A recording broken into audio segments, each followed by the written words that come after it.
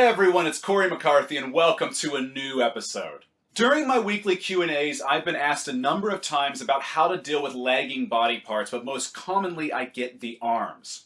So what do I recommend to people as a cure for arms that just won't grow? Well, like with nutrition, I turn to science to optimize the results from training as well. And in the case of what I am sharing in this video, specialized training specifically for the arms. What I'm going to present to you here actually helped me pack on 1/4 of an inch onto my upper arms between June and August of this past summer. 1/4 of an inch without drugs and without being an absolute beginner. In fact, I've been training since the fall of 2009. So I'm pretty stoked about gaining 1/4 of an inch in under 90 days.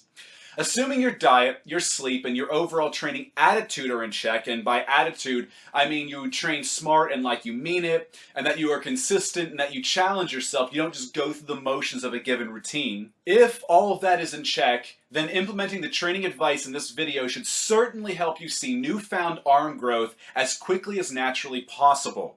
This routine follows all the most researched guidelines of a successful training program, only it focuses them onto the arms. In a nutshell, optimal frequency, optimal volume, and the specific training mechanisms which have been demonstrated to produce hypertrophy. All of that and even more. So let's get to it.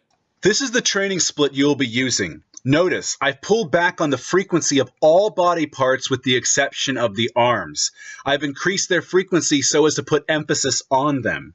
Normally, I would suggest that you train every body part 2 to 3 times per week for overall optimized results as a natural. But again, this split is all about emphasizing the arms. So take a break from the normal training and run this for 3 months or so to give your arms that extra push and see how you improve. In this video, I will only be taking you through an example of an arm day or a Saturday of that training split.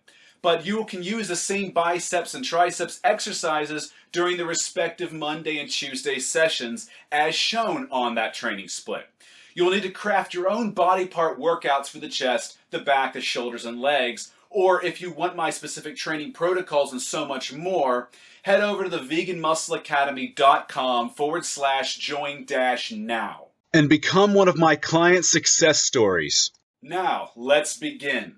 I generally begin a lifting session utilizing the first mechanism of hypertrophy, which is known as mechanical tension, which requires the use of a compound movement coupled with a rep range that falls within the heavier end of hypertrophy. Mechanical tension is all about that overload and force. So I kicked off this session with the biceps. And I chose underhand grip chin-ups as my compound movement, clutching a weight plate between my thighs. I aimed for achieving or beating 6 to 8 reps for each of 3 total sets. Between these sets of 6 to 8, I allowed myself 2 to 3 minutes of rest. Once I finished with the chins, I moved along to close grip bench presses for my triceps compound. You will notice that I am alternating biceps and triceps exercises. I personally like how this strategy creates a solid back to front antagonistic pump in my arms. Plus, while I'm working on an exercise for either the biceps or triceps, the other one gets a bit of a rest, so it feels a bit fresher and stronger when its turn comes up again, allowing for as much intensity as possible. Anyhow, back to it. With the close grip bench, I also aim to achieve or beat 6 to 8 reps for each of 3 total sets, again, focusing on mechanical tension here. After that, it was back to the biceps. This time, I was utilizing the second mechanism of hypertrophy, known as muscle damage, where I focused on both controlled eccentrics as well as emphasizing the stretched position of the muscle.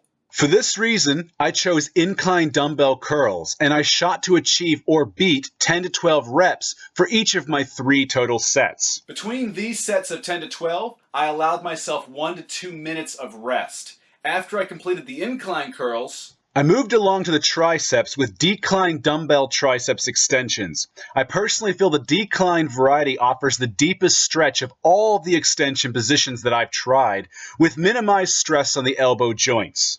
Dumbbells also assist in that latter regard, while also offering unilateral work effort, so it's a total win. As with the incline curls, I aim to achieve or beat 10 to 12 reps for each of 3 total sets, again emphasizing both the deep stretch as well as the eccentric portion of each rep. After this, I moved back to the biceps for a finale of sorts. This time I incorporated the third mechanism of hypertrophy known as metabolic stress. This is the best achieved with an exercise offering a hard peak contraction as well as going for an awesome pump and a deep burn. In this particular session, I chose single-arm dumbbell preacher curls. I will alternate these with dumbbell concentration curls or high double biceps cable curls from session to session. For the first 2 sets, I aimed to achieve or beat 13 to 15 reps each. After this, I went for a third and final set with a lower weight, aiming for a pump-inducing 25 to 30 total reps. I also repped out with a degree of controlled speed, but I did not get sloppy or sacrifice the contraction at the top of each rep for the sake of speed. For a little background, on top of this higher rep work satisfying the metabolic stress element, research out of Japan has shown that finishing off a muscle with a single very high rep set directly after heavier workloads produces significant improvements in muscular strength, size, and endurance than when a high rep finisher is not included. This is why I love the science-based approach. It lends to very tactical and purposeful workouts for optimizing results. Anyhow, between these higher rep sets, I allowed myself only 1 minute of rest tops, sometimes as little as 45 seconds. I want to maintain that pump. I want it to burn.